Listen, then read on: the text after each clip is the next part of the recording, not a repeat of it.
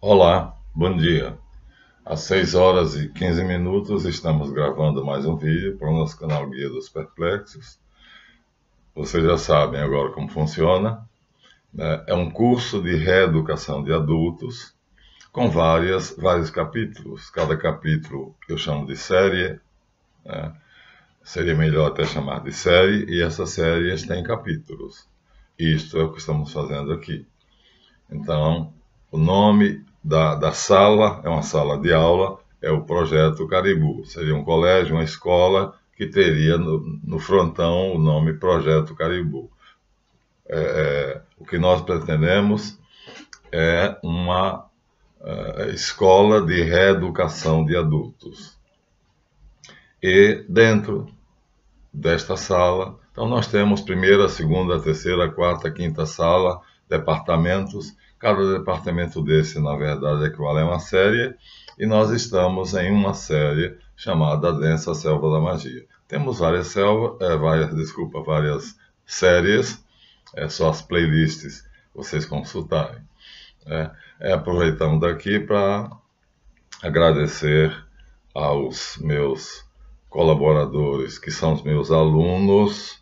Primeiro, os 8 ou 10, não contei, mas acho que são 8 alunos. Alunos que, antigos, magos já, formados, feitos, que me sustentam praticamente, porque meu salário de aposentado é irrisório, então são eles que me sustentam.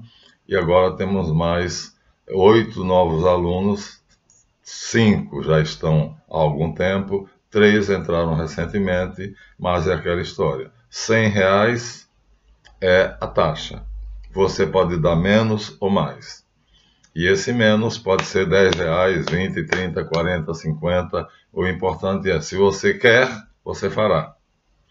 Então isso não me garante nada. Portanto, quem me sustenta são os meus colegas magos, já membros do Colégio dos Magos Caldeus, que eu também chamo a Grande Fraternidade Branca. Esses é que me sustentam. Já tem anos. São alunos de 27 anos que estão comigo. Então não são mais alunos, são meus irmãos e são, portanto, meus sócios. Quer dizer, eles constituem, né, a nossa célula da Grande Fraternidade Branca. O Pix, para quem quiser colaborar, é 223-992-67753 no banco, ou então é só virem aqui embaixo se quiser fazer uma transferência. Ontem mesmo uma pessoa disse que não gostava do Pix e ia fazer a transferência pelo Banco Bradesco, ou então por depósito bancário, né, num terminal eletrônico ou na caixa. Bem, não importa. O importante é que viver. Paguei 10 salários mínimos, Sarney baixou para 5, Collor fez uma meleca, reduzindo, concedendo o reajuste por salário mínimo apenas aos ativos e aos inativos 70% do salário mínimo. Quer dizer, terminei ficando com R$1.690. Mas, graças a Deus, os alunos são fiéis. Os meus magos, graças a Deus, em número de 8, me sustentam. Tenho uma vida tranquila, regrada, pobre, mas decente. Somos, portanto, 8 magos, que eu já disse.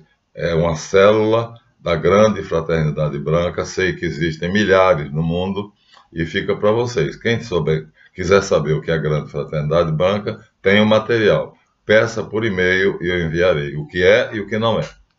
Porque o que tem de pilantra aí, dizendo que é pontífice da Grande Fraternidade Branca, que tem um templo da Grande Fraternidade Branca. Minha gente, a Grande Fraternidade Branca é a união dos anjos e dos homens. Não tem templo, não tem hierarquia. Eu não sei qual é a minha posição lá dentro. Quer dizer, isso não é bem verdade, porque apareceu um ser no mundo búdico e me disse algumas coisas que me permitem me situar. Mas assim, no mundo debaixo do sol não existe. Bem, gente, o assunto da aula de hoje, vou espirrar. A madrugada está fria, viu? Desculpem, está frio. Tentei acordar mais tarde para evitar o frio. Então, o assunto de hoje é o contrário do vídeo anterior. No vídeo anterior, nós demos a concepção de Deus tal como o mago branco deve ter. Se você quer ser um mago branco, terá de ter aquela concepção de Deus. É o que eu tenho. Existem mais algumas nuances, mas são intransmissíveis. Por quê? Porque nós demos uma noção que seria a física quântica, seria Deus manifesto no que é hoje a física quântica, mas há mais 5 ou 6 camadas adiante. Então, a física quântica é a casca da laranja, ou a pele da laranja por debaixo. Hoje nós vamos fazer o contrário. O que é que o mago negro deve saber? Então, quais são as forças com as quais o mago branco trabalha e quais são as forças com as quais o mago negro trabalha? Professor, tem que saber isso? Tem. Tem, porque se você for o mago branco e você estiver em luta com o mago negro, que é muito comum, o meu cotidiano é este, né? Ou com o mago cinza, você tem que saber com que forças ele lida. Você tem que saber o poder que ele tem. A primeira coisa para você ter chance contra seu inimigo é você saber quais são as armas dele. Então, demos o que é as nossas armas. A crença firme, clara e absolutamente límpida num Deus que pode ser monoteísta ou enoteísta. Eu deslizo de uma concepção para outra, já que minha raiz é católica, e aí fica difícil saber se é monoteísmo ou enoteísmo. Não é politeísmo, né? Então isso fica fora de cogitação, embora a gente fale de deuses. Então, minha gente, vamos lá. O vídeo vai se chamar Demonologia. Por quê? Porque os magos negros, os feiticeiros e os magos cinzas trabalham com demônios. Eu próprio já usei demônios a meu serviço. Eles são dóceis quando você os necessita deles, e quando você tem poder sobre os espíritos, você manda e eles obedecem. Assim, simplesmente. São como criados, cães.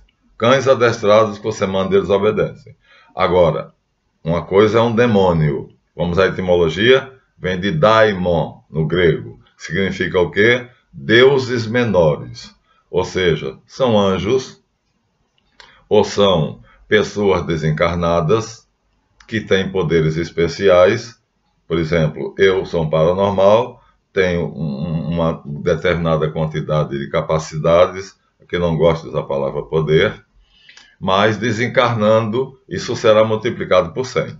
Então, tudo aquilo que eu faço hoje, ontem entrei na cabeça de uma paciente para fazer um reparo na cadeia neuronal dela e vi nitidamente um encanamento, e esse encanamento tinha um lugar que estava escuro. Quando eu me aproximei, o mestre dela já estava lá abaixado, tentando controlar aquilo. Ela está com o começo de Alzheimer, mas bem no comecinho o médico disse que é reversível. Então não se tem nem certeza se seria Alzheimer ou seria apenas uma degenerescência suave. Mas entrei na cabeça dela.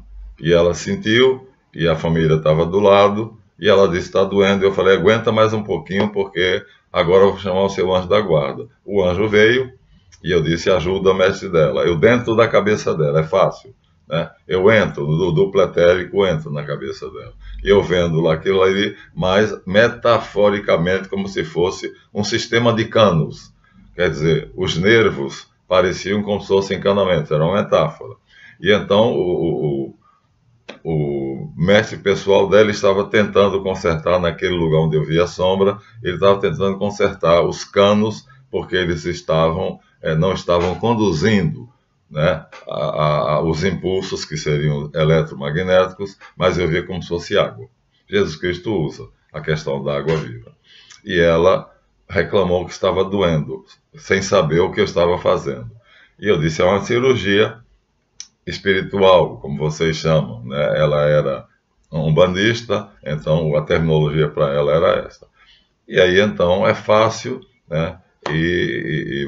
Então nós usamos, nesse caso foi só anjos, viu? Foi o mestre pessoal, o anjo dela pediu ajuda, vieram vários outros anjos, refizeram o encanamento, Foi a mesma coisa de bombeiros encanadores, refizeram o encanamento e depois eu disse, pronto, você, quase que eu digo o nome dela, mas não tive essa permissão, né? Você está curado. Agora é só ficar na mão dos médicos tomar medicação. Então tenho experiência com anjos e demônios. Com o diabo, nenhuma. Ou quase nenhuma. Porque só pelos efeitos. Nunca vi o diabo na minha vida. Agora, os demônios, sim. Sim. Os demônios vejo, né? Que são justamente pessoas desencarnadas ou então seres larvais, né? Que nós vamos aqui discorrer sobre o assunto. Então, começando esse novo, esse vídeo, do capítulo A Densa Selva da Magia, com demonologia, vamos entrar agora no mundo do Mago Negro. Bem, primeira coisa, onde é que está o inferno? Ou seja, o lugar dos demônios e do diabo. Bem, a concepção que Jesus Cristo nos dá na Bíblia, né? Você vai numa Bíblia e aí a concepção que você tem na Bíblia é de um inferno de fogo. Então, Jesus Cristo fala do Hades, né, que foi trazido por inferno, e aí a ideia seria esta aqui. Então, o inferno, onde habitam os demônios e o diabo, seria isso aqui, o lago de fogo. Isto nos leva, então seria um lugar, em uma dimensão, onde só os demônios habitam. Que lugar seria este? Viram bem? Seria isto, na concepção cristã, o lago de fogo, né? O inferno, o lugar onde está o diabo, os demônios e as almas penadas. Isso é concepção católica e, de modo geral, cristã. Seria isso aqui. Água fervendo, fogo, azeite fervendo, acho que é azeite, não água. Então, esta é a noção de inferno, segundo a mitologia, eu vou dizer assim, porque nunca fui aí. Então, quando eu digo que sei, é porque eu vi. Quando eu digo alguma coisa baseada em uma autoridade, eu mostro aquilo que aquela autoridade disse. Então, para Jesus Cristo, para a teologia, mitologia católica cristã, seria que o inferno seria isto. Claro, então, quem está aqui dentro, então está no inferno. Seria o caos original. Seria voltar ao caos original. Isso nos leva àquela descrição que Jeremias tirou da Bíblia, que é Javé botando ordem no caos. É uma página belíssima que eu chamo de Gênesis 3, onde diz que Javé está construindo o mundo, ou seja, tirando do caos o cosmos.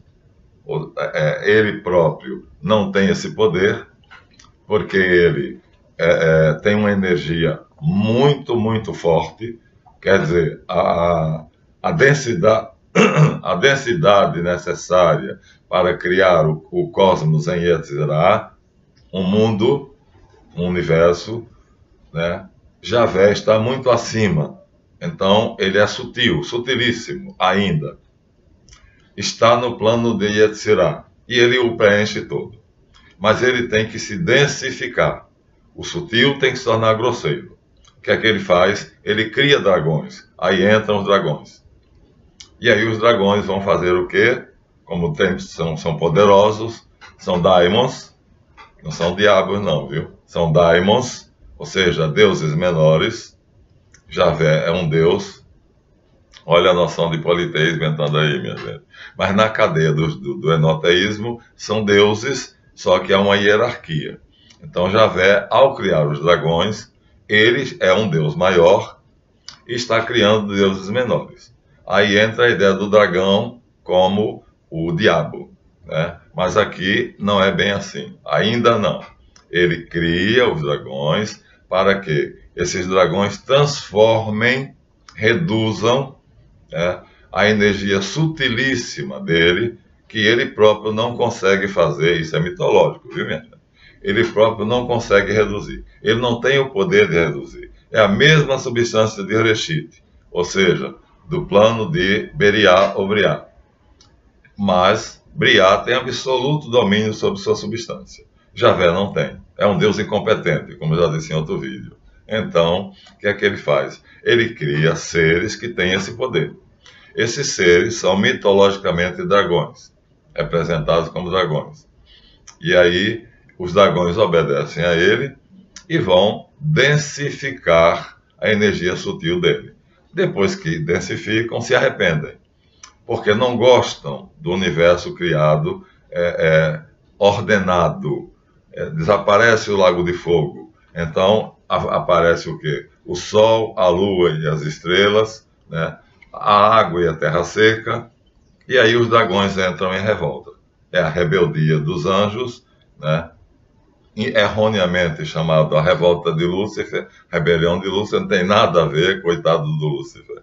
Quanto mais eu falo sobre Lúcifer, mais eu tenho pena dele.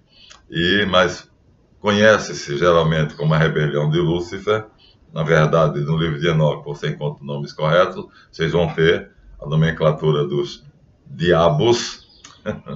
Aí serão, não é demônio não, são diabos mesmo, né?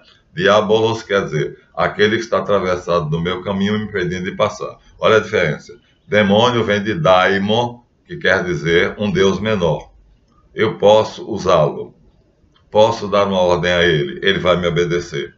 Quer seja um dragão, quer seja um ser humano que tinha capacidades extraordinárias, que a gente aqui vai chamar de poder, e eu vou colocar o poder dele ao meu serviço. Vou mandar, ele vai obedecer.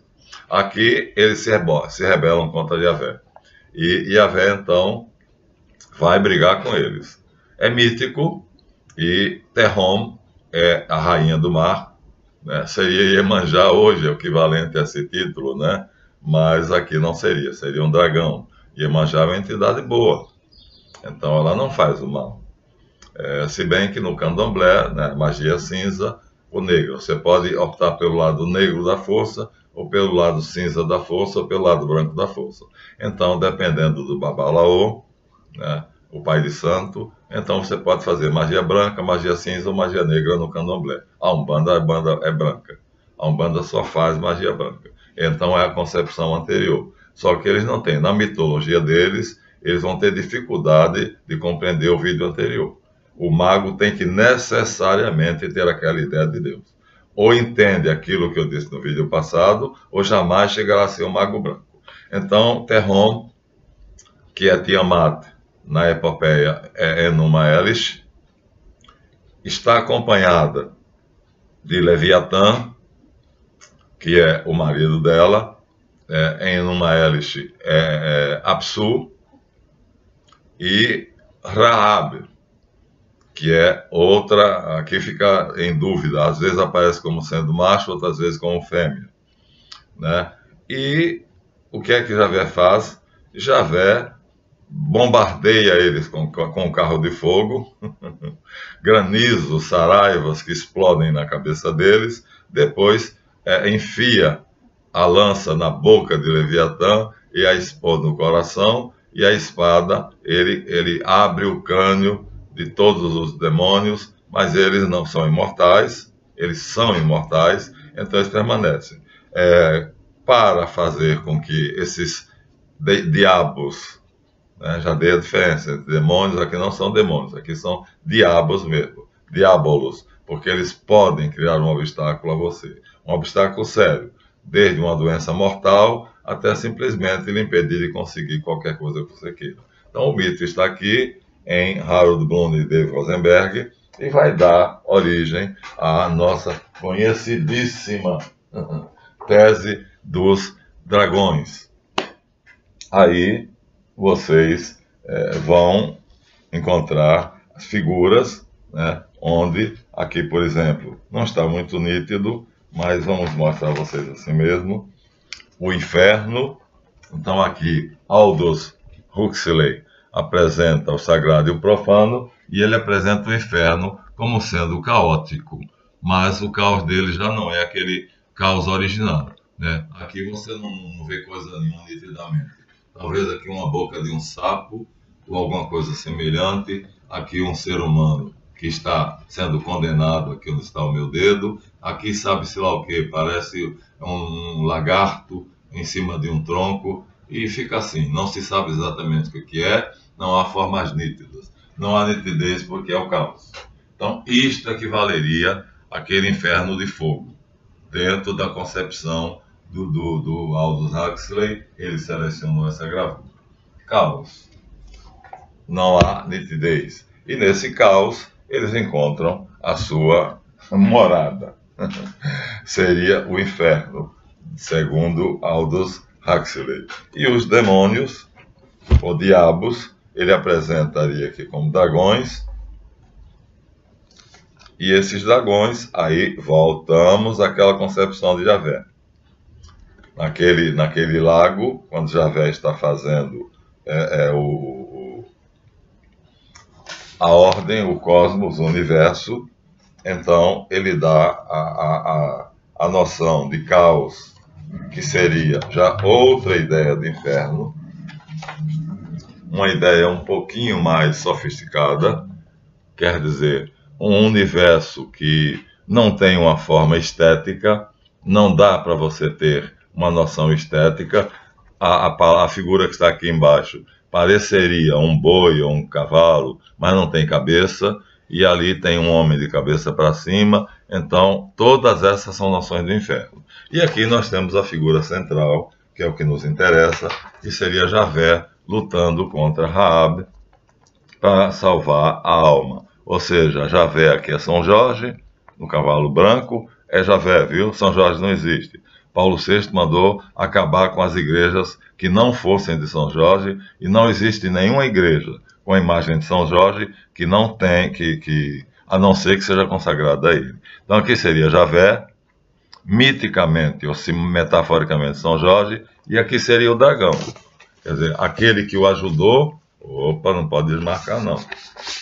Aquele que inicialmente o ajudou, reduzindo a sua força, reduzindo a sua capacidade, e aí depois se rebelou contra ele. Ele então, para lutar contra os rebeldes, ele monta em querubins, que são cavalos alados, aqui representado como um cavalo branco, vestido de armadura, com uma lança, a espada está na bainha, e aqui está o diabo. Então, um dragão. Aqui está bem claro. Está vendo? Ele está enfiando a lança na boca do dragão, e essa alma significa a ordem, a harmonia, a perfeição, o universo que Javé quer criar. Ele terá então que vencer a rebelião dos dragões. Esse quadro é maravilhoso. Sintetiza bastante aquilo que o mito de Gênesis 3 fala. Então ele vence os dragões. É a mesma coisa que o Miguel Arcanjo vai fazer. Mas aqui está muito lindo e muito perfeito. Dentro do mito. É um mito, minha gente. São Jorge não existe, São Miguel Arcanjo a gente vai falar à parte. Então, aqui, colocar São Jorge no cavalo branco, mas no texto do Gênesis 3, são querubins, são bois, são touros alados, esfinges. E ele está com uma lança e a espada embainhada, vestido de cavaleiro, lutando contra o dragão, que ele vai vencer. Com essa lança, ele vai matar esse dragão. Essa alma aqui, que é essa dama linda, está aqui uma noção cavalheiresca, medieval, seria a ordem, né? Ou uma alma. Livrar uma alma da influência do diabo, uma concepção, e a outra concepção seria fazer com que o diabo, ou os demônios, todos juntos, não o impedisse de criar a ordem, o mundo ordenado. Uma concepção, então, bastante interessante, mas o que fica mesmo, como mais a noção mais correta, para mim, seria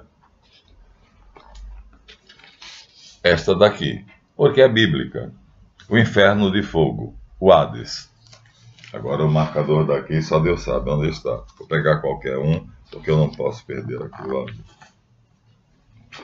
Então, agora, onde estão os demônios? Então aqui nós vamos ter, por exemplo, aqui, ó, geralmente a representação do diabo são ou dragões, ou então seres draconianos, seres horríveis, quer dizer, formas deformações.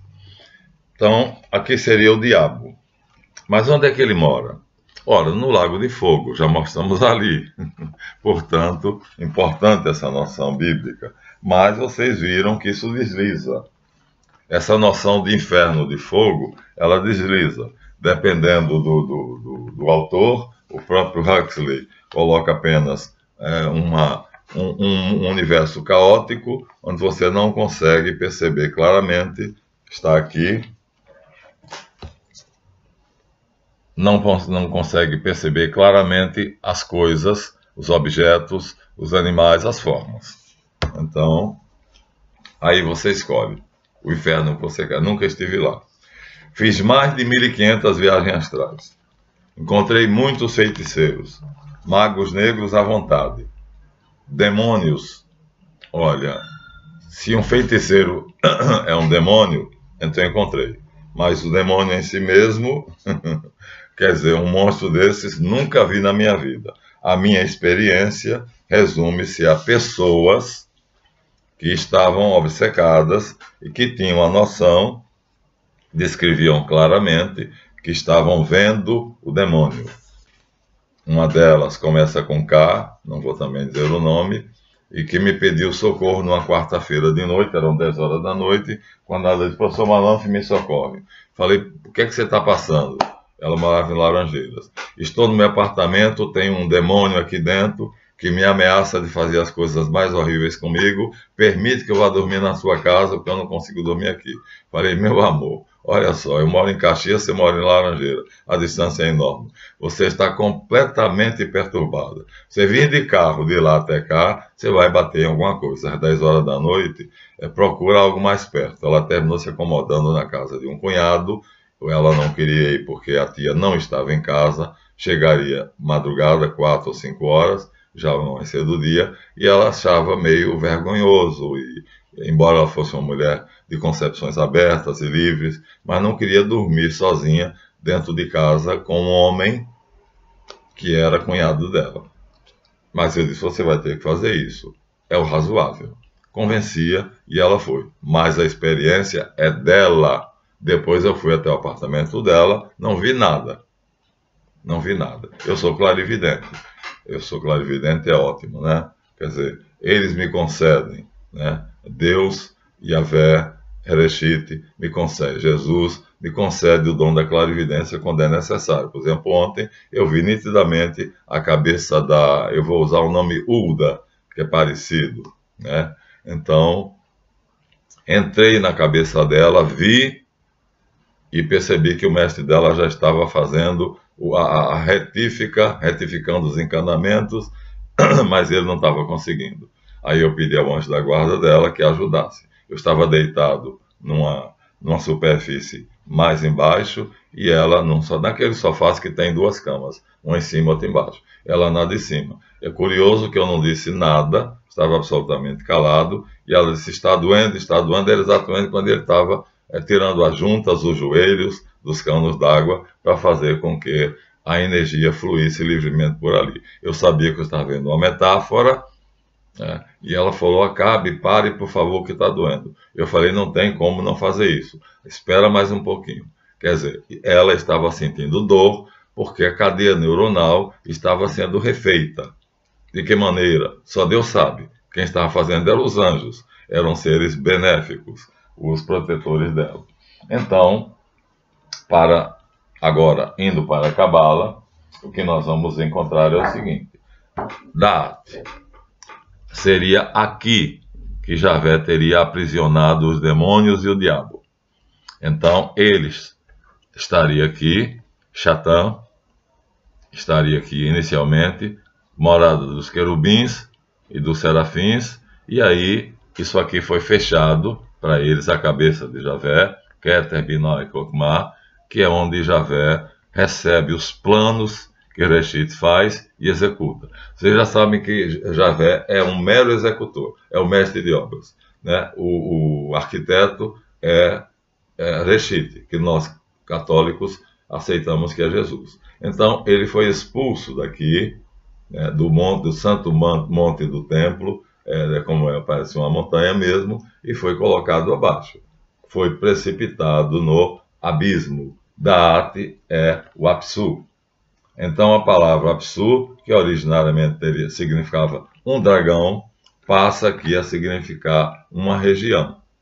Mas no Gênesis 1, nós vemos, no princípio Deus criou o céu e a terra era sem forma e vazia, mas o Espírito de Deus pairava sobre o abismo.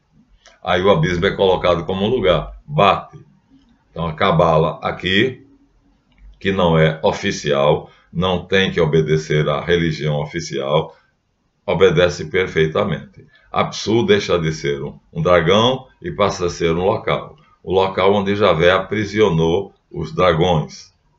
Né? Seria no Gênesis 1, onde não há nenhuma menção aos deuses pagãos, quer sejam como demônios, quer sejam como dragões, né? Então seria Da'at.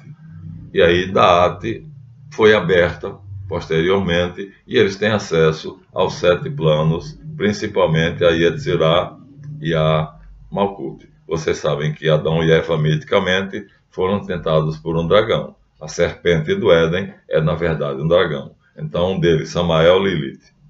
E então seria um dragão misto. Né? Então, Samael, Lilith, não tem a forma de dragão. Lilith tem os pés monstruosos de galinha. Eles têm acesso. Mas aqui os anjos dominam tudo. E aí seria difícil para eles fazer, já fui nessas dimensões. 1, 2, 3, 4, 5, 6, 7, 8. Até Binah. Só falta o Kokmah e Keter. Então já viajei e já conheço cada uma dessas dimensões, os príncipes que as governam, é uma coisa maravilhosa. Então acredite se quiser, você não tem que acreditar. Voltando ao nosso tema, então só conheço o diabo ou o demônio pelo relato das pessoas. Eu fiz uma experiência, vou relatar no próximo vídeo. Aqui não. Por quê? Porque a outra noção de inferno, essa outra noção para mim é extremamente, vamos dizer assim, lógica, porque supõe uma árvore negra. Aqui, ó. Então aqui nós temos a árvore branca, né? O trabalho foi um trabalho feito por meu queridíssimo irmão Jano Sarmento. Então aqui ele tem a árvore branca, olha que coisa linda ele fez. E a árvore branca projeta a sua sombra, criando a árvore negra. Eu vou segurar porque eu não posso perder essa preciosidade. Vou colocar assim. Então o mago negro trabalha na árvore negra, que tem poderes equivalentes ao da árvore branca. Ai, meu Deus. Perdão, gente. Então, aqui, no Keter da árvore negra, ó, ele vazou, está furado. Mas é toda negra. Mas é uma projeção da árvore branca. É a sombra da árvore branca. Tá perfeito. A concepção é maravilhosa. Parabéns, meu querido irmão. Um grande abraço para você. Então, o mago branco trabalha com os poderes da árvore branca. Aqui ele nem colocou Da'at, ó. Da'at estaria aqui embaixo, ele não colocou. Ele colocou a própria estátua, então a concepção dele é outra. Então não existe na árvore branca um abismo, um local onde os demônios são aprisionados. Para Jano Sarmento, então, o que existe é a projeção. A árvore branca projeta a sua sombra e é uma similar, exatamente idêntica, né, à árvore branca. E nessa projeção, então, os demônios e os diabos estão aqui. O feiticeiro, ou o mago negro, ou o mago cinza, vem até aqui para poder daqui tirar os poderes que ele quer, ou que ele pode. Porque uma coisa é você estar em Keter, né? Não tem acesso a Keter, não tem acesso a Kokmah. São duas esferas onde eu não tenho acesso. Cheguei até Binah. Então, até Binah, consigo.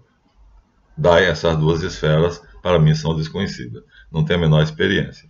Então, o mago branco trabalha na árvore branca. O mago negro trabalha na árvore negra. Cada poder da árvore branca tem um equivalente na árvore negra. Então, a briga de um mago branco, isso já fiz muito, né? Com o feiticeiro, é que o mago branco usa os poderes brancos, portanto, o que nós descrevemos ontem no vídeo, né, onde mostramos Deus e, por decorrência, todos os poderes advindos dele, e o feiticeiro trabalha com Belzebu, Astarote e Asmodeu. a tríade diabólica.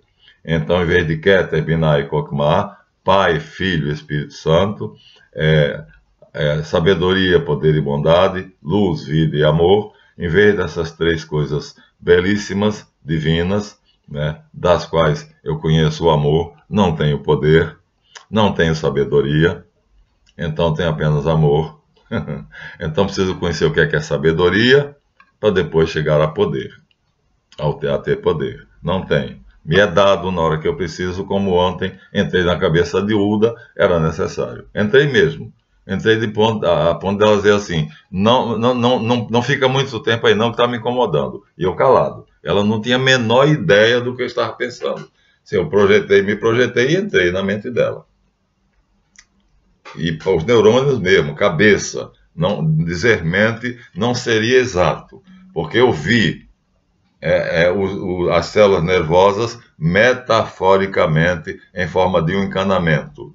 E o bombeiro hidráulico estava lá, o mestre dela, tentando consertar as juntas, os T's, a tirar os canos quebrados e colocar, mas ele não estava conseguindo. E eu pedi ao anjo da guarda. E ela descrevia o processo. Gente, foi impressionante. Depois eu mesmo fico curtindo, né? Então, eu vi uma metáfora, uma alegoria, sabia que eu estava vendo alegoricamente, não estava vendo neurônios, não estava vendo as cadeias e a rede neural, eu estava vendo um ambiente cheio de canos, um encanamento. Esse encanamento tinha joelhos, tinham juntas, tinham tinham conexões e tinham canos. E esses canos, em determinado ponto, havia uma sombra, uma mancha sombria. É ali onde está o problema da doença dela, que é degenerativa e que faria com que aquilo ali impediria o fluxo, né, da energia, e essa energia não passando por ali corretamente, todo o cérebro dela começaria a ter, vamos dizer assim, impressões desordenadas, desorganizadas. Então ela chegou a ver o neto dentro da televisão. Ela estava vendo televisão e disse assim, fulano, sai de dentro da televisão. Então já começou a perceber diferente. Ela viu a televisão, estava vendo um programa de televisão, e de repente, dentro do programa, dentro da televisão, estava o neto dela. Ela aí manda que ele saia, que ele está atrapalhando. Quer dizer, o cognoscere, o conhecimento dela, já está sendo afetado, mas está muito no começo. Bom, ontem foi consertado. Agora um amigo meu, acho que é Eliel, perguntou, professor, como é que o senhor não sabe se isso aí não foi apenas uma imaginação sua? Eliel, se é esse o teu nome, é simples, magia é ciência prática, pelos resultados. Vamos esperar. Eu disse a ela, não rejeite o psiquiatra. Tua filha é médica. Já te levou ao psiquiatra, já fez exame, está tomando remédio. O remédio, o fármaco vai ajudar. Por quê? Porque a neuroquímica cerebral, eu não consigo trabalhar um paciente doente sem a ajuda de um médico. Ciência e fé. É a minha bandeira. Agora, continue fazendo os exames, você está curada. Eu vi que os anjos, que o seu anjo da guarda pediu ajuda, vieram vários luminosos, e o anjo da guarda dela pediu a eles, e eles, apenas com a força mental, não se abaixaram. O mestre dela estava abaixado como se fosse um encanador comum, porque era um homem, simplesmente, né? E aí ela disse, está doendo, pare por favor que está doendo, mas ela, engraçado, ela não tinha a menor ideia do que eu estava pensando, ela não tem conhecimento para saber o que eu estava fazendo, mas ela dizia, reclamava pelo que eu estava vendo lá dentro. Isso, Eliel, já seria uma prova, ou então ela estava por telepatia em conexão comigo. Pelo menos, no mínimo, você terá que admitir isso, mas nós vamos esperar. Dentro de cerca de 40 dias, se ela não tiver mais nenhum sintoma de degenerescência da percepção dela, está curada. Mas eu disse, vai manter os remédios, que é para manter o fluxo da neuroquímica cerebral. Então, aqui seria, segundo o Jano Sarmento, então, a concepção do inferno. Aqui seria o céu. Mesmo que em Malkuth, né, que é a última esfera onde eu estou com o dedo aqui, ó, Malkuth. E coincide com o Malkuth da árvore negra. Então nós temos a mesma coisa. Tem que ter o máximo cuidado. Isso vale ouro. Então, Malkut, Yesod, Hod, Netzar, Tiferet, Geburah, Chesed, Binah, Kokmah, Keter. Isso tudo aqui é habitação de demônios e do diabo. Comandados por quem? Pela tríade diabólica, que são macacos que imitam Deus. Belzebu é o mais poderoso, sentado no centro, em Keter, o poder. Então, a sabedoria, Kokmah, é Asmodeu, e Astarot seria o poder de perturbar a ordem cósmica. Isso seria a tríade diabólica na árvore negra. O resto são anjos menores, que são diabólicos, demoníacos, que aí vão fazer o trabalho de desordem que eu jamais vi. Vejo pelos resultados. Então, quando... Eita, quase que eu tenho que tomar cuidado, minha gente, porque eu tenho uma necessidade enorme de falar a verdade. Quando ela diz, se ele está ali, no meu apartamento, e está dizendo, se eu não sair, ele vai me destruir. Primeiro se acalme, ele não pode te destruir. Você tem uma proteção, então se acalme. Mas ela estava muito assustada. Então, pelos outros, a minha experiência eu vou contar no próximo vídeo. Mas foi muito, muito, muito leve. Não tenho, graças a Deus, jamais encontrei o diabo nas minhas viagens astrais, então nunca entrei na árvore negra. Mas quando chamei alguns demônios para fazer a obra para mim, vieram docilmente e obedeceram docilmente. Só não fizeram aquilo que eu pedi, que não foi permitido por Javé, porque ele disse, se eu fizer, você se arrependerá depois. Não farei. Os demônios não farão, não te obedecerão. Por minha ordem, eu não permitirei. Não darei a eles o poder de fazer. Porque você agora está obcecado por uma moça lindíssima, era um modelo, era mais bela do que a Gisele Bündchen, e eu cometi a besteira de namorar com ela. Então, foi a única vez que eu fui desobedecido. Mas aí eu sabia. Javé disse, se ele fizer o que você mandou, você vai se arrepender enormemente. E aí, mas então, parecia um lobo, era um homem com cara de lobo. Mas você vê no astral inferior, né, os deuses, a Enéade egípcia, toda ela é cabeça de vaca, cabeça de chacal, cabeça de falcão, então seria mais ou menos aquilo. Então ele tinha uma forma mais ou menos humana, mas essa forma misturava-se com as mãos, os braços de homem e as patas de lobo, de cão. E essa mistura foi um demônio que eu vi. Esse eu vi. E ele dizia, manda que eu faço, manda que eu faço. E eu mandei, mas Javé não permitiu. Ele voltou e eu com raiva, você é um incompetente. Mas na verdade eu sabia que Javé tinha dito, a única vez que eu vi um demônio. Mas assim, acordado, vendo ele claramente e nitidamente.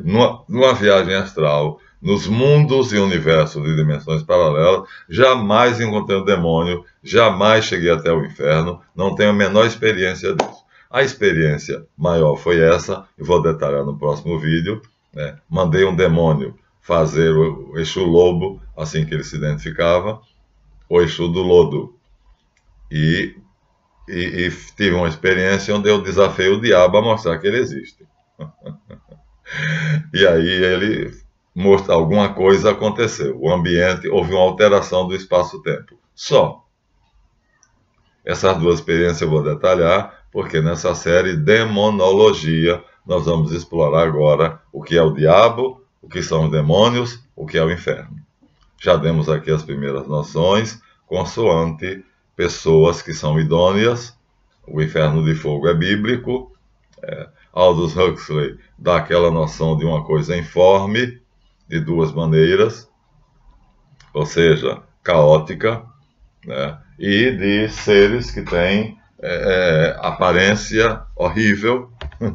A ideia sempre é essa, uma aparência horrível. Aqui ele dá 2 demônios. Então, nunca vi nada disso. O Exu Lobo, ele tinha pedaços dele eram humanos, pedaços dele eram animais. partes humanas, partes animais. Não era um diabo, era um demônio, um daimon, ou seja, um ser que tinha poder de fazer o mal. E eu queria que ele fizesse o mal a alguém. Eu queria me vingar de alguém. E achava justo, mas Javé não permitiu. Então, quando eu ainda tinha meus 27 anos, eu comecei a fazer experiências e você tem de constatar, como Eliel disse.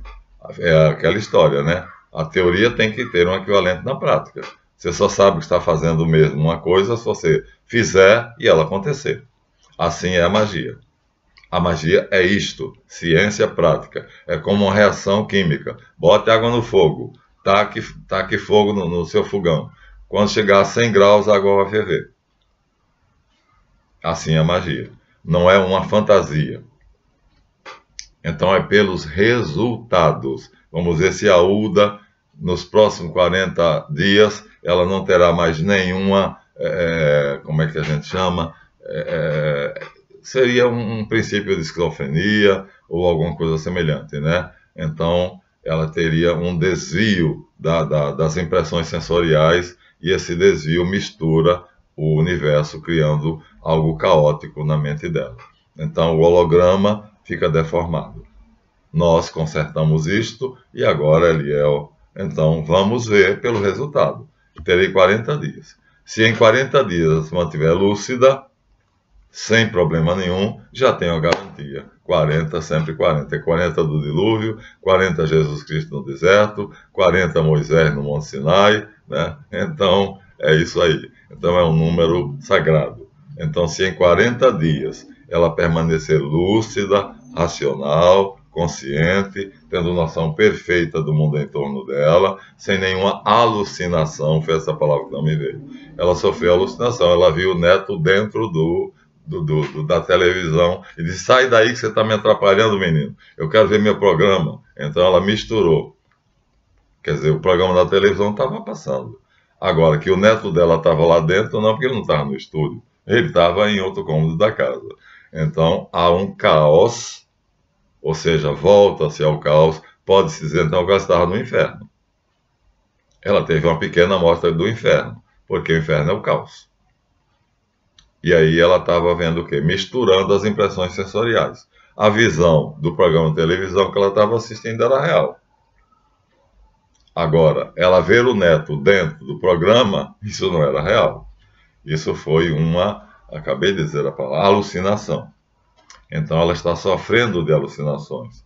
E aí já discorri longamente sobre o processo de retificação do conserto metaforicamente. Eu sabia, estava consciente que aquilo era uma metáfora. Estava trabalhando sobre o sistema nervoso dela, portanto, os neurônios, a cadeia neuronal. Sabia disso. Mas eu via, me era permitido ver como se fosse uma porção de canos de água que transmitiam água. Quer dizer, irrigavam o cérebro dela. Era assim que eu via. Sabia que era uma metáfora, mas havia um ponto onde havia um círculo escuro. Quando eu cheguei perto, então estava a gente já trabalhando para consertar. Ou seja, o próprio mestre pessoal dela já estava trabalhando.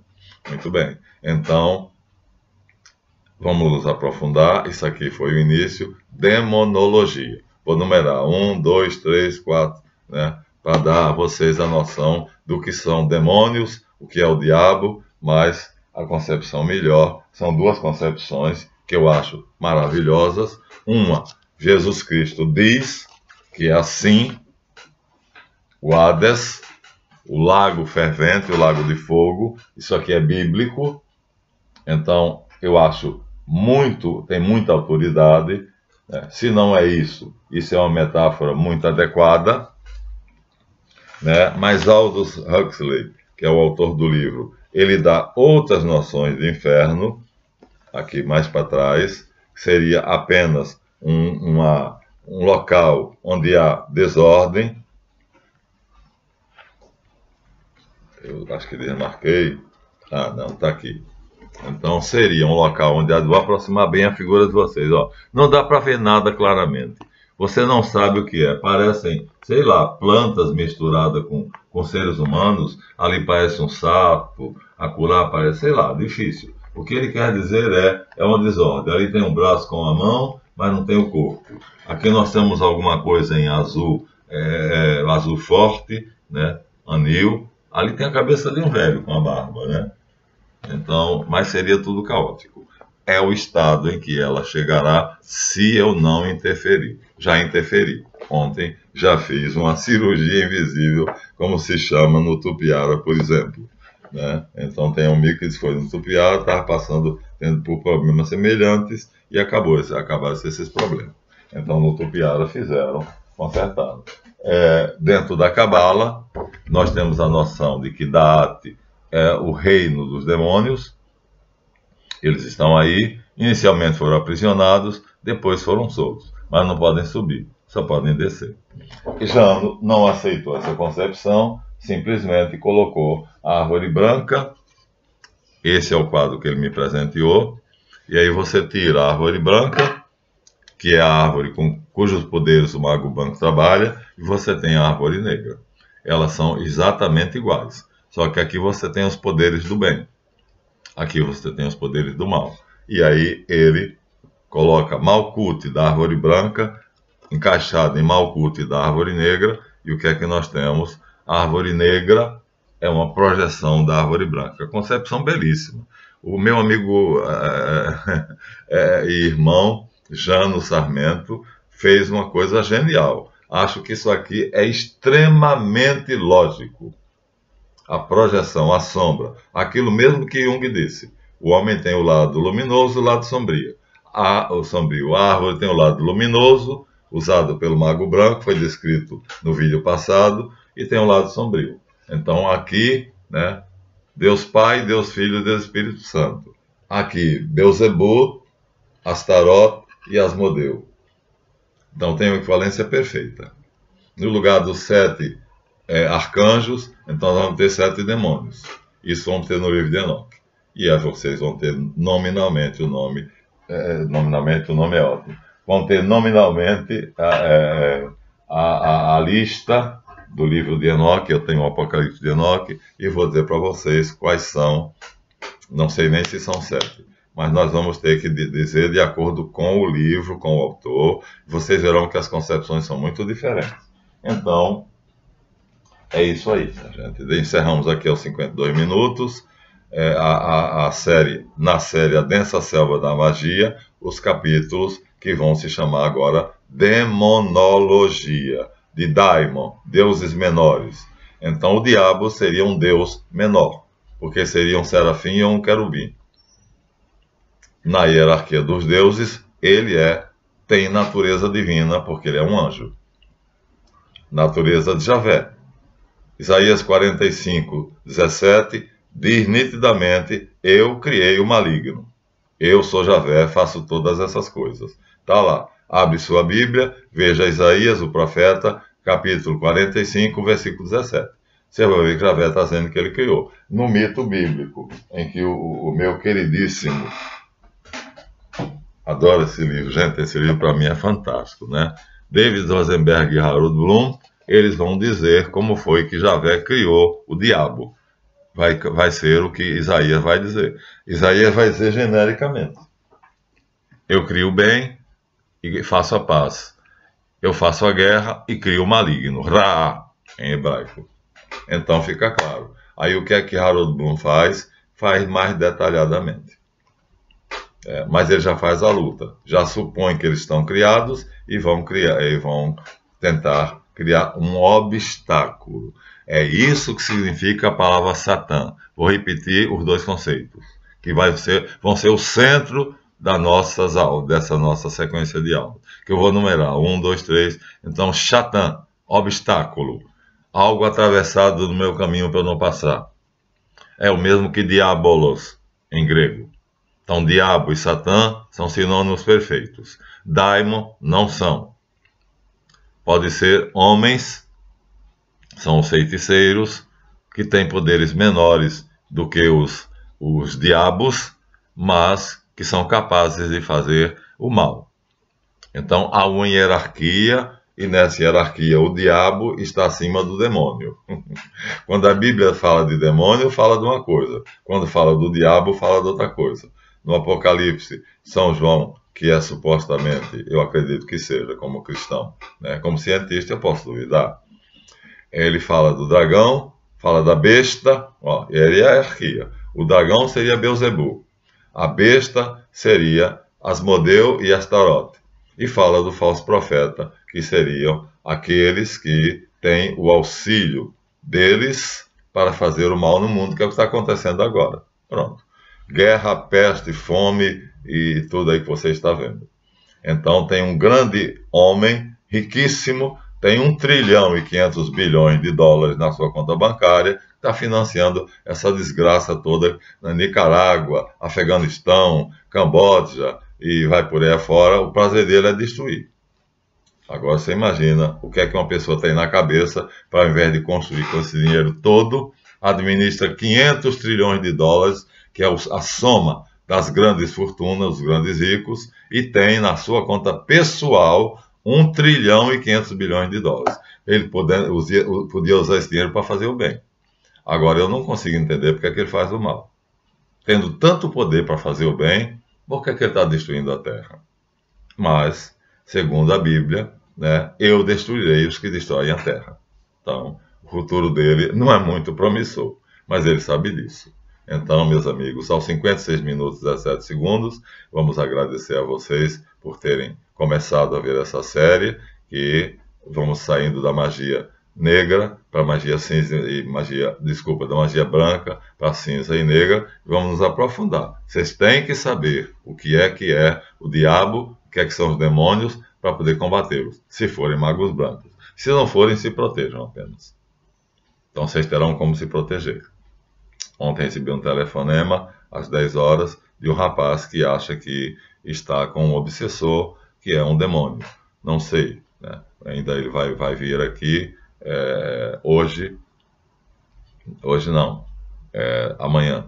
Hoje eu já tenho, o dia está todo preenchido. Né? Nós estamos às 7 horas e 20 minutos, daqui a pouco a minha querida esposa estará fazendo um café quentinho, vai tomar o café da manhã. Então, obrigado aos novos inscritos, os inscritos estão aumentando, o meu canal está tomando visibilidade, e eu agradeço a todos aqueles que se inscreveram. Dá o seu arrábito, como diz o meu amigo e inimigo Renato Santos. Professor Jonathan Matias, ontem recomendei a uma aluna minha, veja o vídeo A Origem da Igreja Católica. Ele é perfeito. Ele é ateu, é de descendência judaica, acho que a mãe é judia, o pai não é judeu. Ele tem a preferência, ele não esconde a preferência pelo judaísmo, mas não aceita nenhuma religião. É ateu. Entretanto, é de uma integridade, idoneidade. Vejam o canal do professor Jonathan Matias. É o meu ateu preferido. Te amo, Jonathan, porque aprendo muito com teus vídeos. Fazem parte do material que eu uso como estudo para produzir o meu. Então, você é um dos meus mestres, graças à verdade do seu canal. Nós fazemos a mesma coisa. Eu sou crente, você é ateu, mas você só fala a verdade. Não como o canalha do carnal que fala mentira à vontade, e outros, tudo e quanto. Então, meus respeitos a você, meu querido amigo ateu, amigo mesmo, irmão de coração, porque não importa se você não crê em Deus, o fato é que você está fazendo as obras de Deus. Eu recebi recentemente da França, estou me alongando um pouquinho, um material que se chama O Culto à Verdade. Pronto, ó, Deus é verdade. Então, se você cultiva a verdade, companheiro, você dizer que é ateu, me desculpa, Jonathan, você está fazendo uma grande besteira. Na medida em que você cultua a verdade nos seus atos, no seu pensamento, no seu trabalho, meu amigo, você está cultuando Deus. Deus é verdade. Então, você parece que não é bom filósofo. É excelente historiador, é um investigador fantástico, seu trabalho é maravilhoso, recomendei ontem A Origem da Igreja Católica, mas você tem que pensar um pouquinho. Se você tem como a meta a verdade, então a verdade é Deus. A mentira é Satã. Mentiroso e assassino desde o princípio. A você, meus respeitos, minha admiração, você vê que não há diferença nenhuma se eu sou crente ou você é ateu. O importante é, você é verdadeiro, eu sou verdadeiro. Quando eu vejo o teu canal, eu vejo a verdade. Então, meu irmão, meus respeitos, minha admiração, um dos meus mestres é você. Quando eu tenho dúvidas, vou no teu canal, procuro aquele tema, para mim servirá de estudo, para que eu me aperfeiçoe dentro da minha pesquisa. Bem, minha gente, já passamos, chegou a uma hora. Tchau, eu vou em frente.